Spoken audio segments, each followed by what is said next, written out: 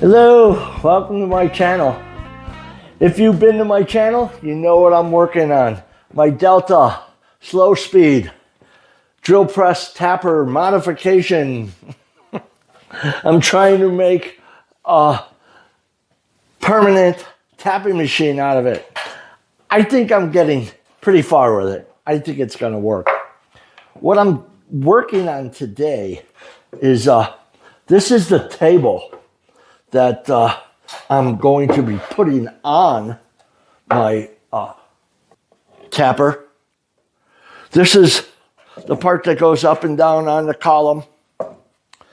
This is the part that holds the table. But what my problem is today, and I have a lot of problems, is there's T-slots on here, but when they casted this thing, there was all kind of flashing on the T-slots, and you couldn't get the T-nut inside. I just got through fixing this one by grinding away all that flashing. This, my old Dremel with a carbide burr, and I have some high-speed steel burrs too.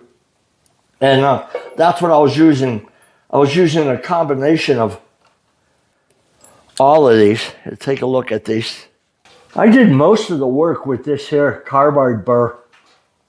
I can get really into the T-slot, but then there was some stuff that went across the bottom of the T-slot that I had to use these bigger ones.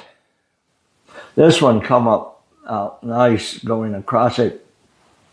Let me show you the work I did on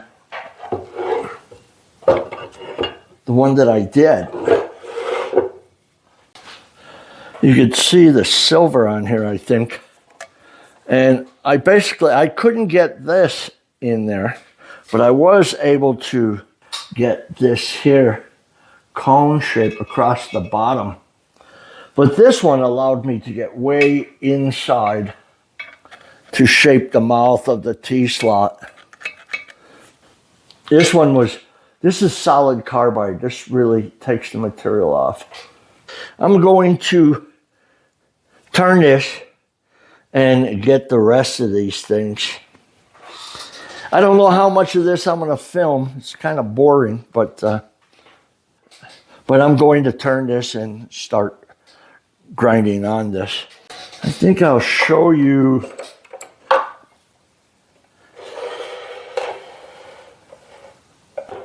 This one has a lot of flashing on it. I'm just holding it with this vise here and just getting in there the best I can with this here. That's what I thought I'd do this weekend, is just clean all this stuff up. This thing is ready to prime. That's what I was doing, taping this up. I went, what am I doing? I need to get this done, cleaned up, get them all to the same state. So, but let me show you what I'm doing here.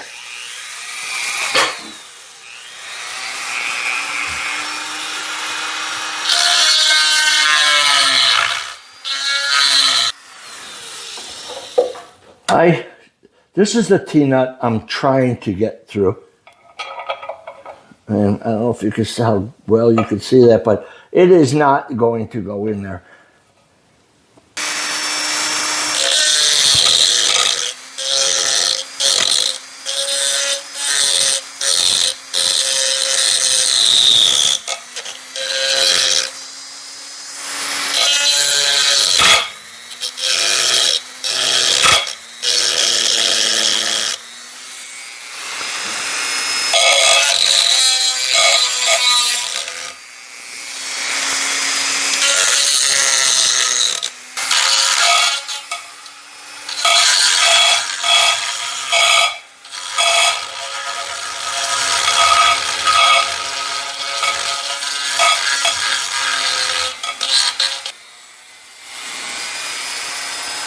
There's a whole ridge sticking up over here.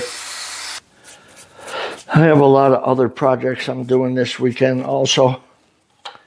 I'll show you some of them. Mainly the gear rack. I'm going to have a problem with that too.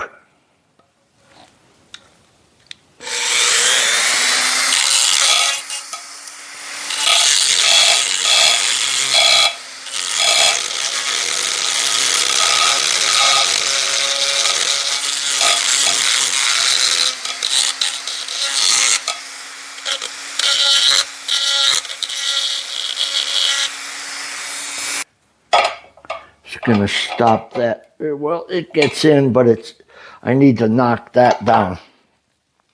What I was going to use is this here one here.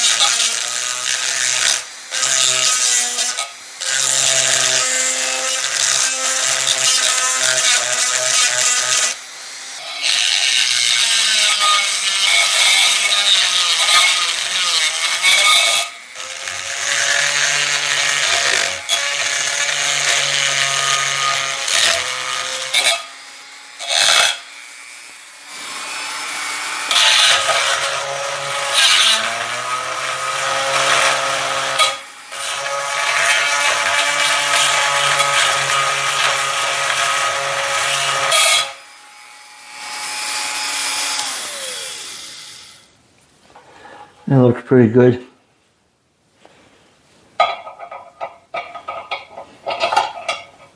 Yeah, goes in and out pretty good.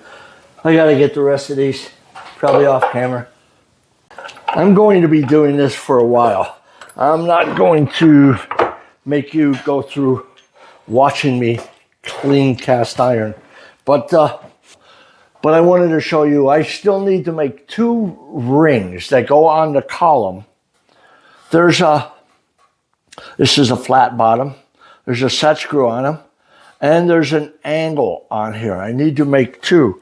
And what that's for is, there's an angle on my gear rack that lifts and lowers and lifts the table. That goes in there and it holds the gear rack from going up and down. I need one for the bottom and the top of the column to hold this. But what I have to do with the gear rack, there's a radius on here. And I believe it's a 1 7/16 radius. That was a 2 875 diameter column. So what I have to do with going with a smaller column, this part, if this was the column, it has moved in. My spur gear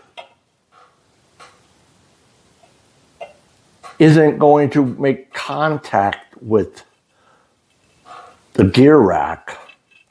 What I have to do is push this out 1/16 of an inch. So what I was thinking, I'm not going to get another gear rack and try to machine a radius on the whole thing. I'm going to use this. So what I was thinking of doing is making a shim. A piece of 1/16 thick aluminum and forming it. If I make a strip of it and then form it to fit in here, I might epoxy it on. I'm not sure how I'm going to attach it, but that's another project I have to do. That's in the back of my mind. I was thinking, if I just put little holes in here, if you were with me when I made the letter A on the head of this drill press. I drilled little holes for the putty to go into to hold it in place. I can do the same here. Just go in 60 thousandths or so. And I can epoxy that thing on there. The epoxy will go into those holes. And I can make little holes on the shim. And the epoxy will go on there. And if I clean this up good enough, I think the epoxy might hold it. Well, it's worth a try. But before I get to mounting it, I have to make it. Make some kind of little forming tool that will put that radius on it. But that's one of the things I have to do. I was thinking of getting a bigger spur gear. That ain't going to happen. I looked at it. This one is on a 5-degree angle. If it was a straight gear, it would been easier to find. But it's not. It's on an angle. And you go, why the hell would they put it on an angle? That's the make it quieter instead of the clunk, clunk, clunk, clunk of the gears hitting it. I think. Anyway, I'm going to continue on with this here, but off of camera. I still have to find material to make these 2 rings, and I have to clean up this. This is the part that the table goes into, and it swivels, but I have to clean that up. I need to primer this, and I need to get back to getting rid of the flashing on this table.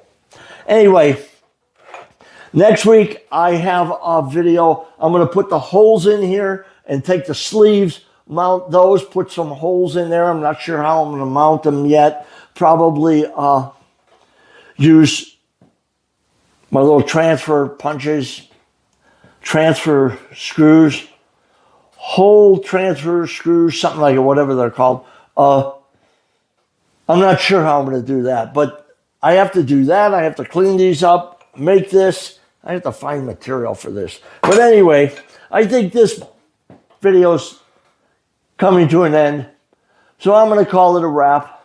So until next time, enjoy.